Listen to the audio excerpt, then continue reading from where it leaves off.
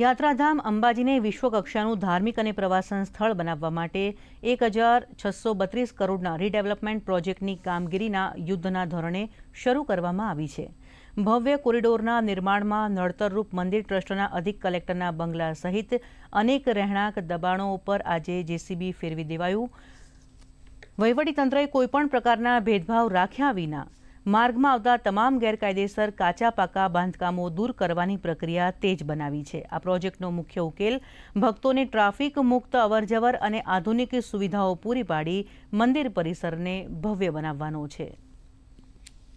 કોરિડોરનું ખાતમુહૂર્ત ફેબ્રુઆરી માસમાં જ માનનીય મુખ્યમંત્રી સાહેબ દ્વારા કરવામાં આવ્યું હતું અને શક્તિ કોરિડોરનું કામ પણ શરૂ થઈ ગયેલ છે, કામકાજ શરૂ થઈ ગયેલ છે।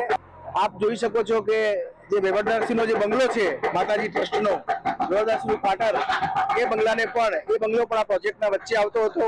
એ પણ આ પ્રોજેક્ટના ભાગરૂપે આ બંગલો પણ તોડવાનું નક્કી થયેલું અને આજે એ બંગલાનું ડિમોલિશનનું કામ શરૂ કરેલું છે।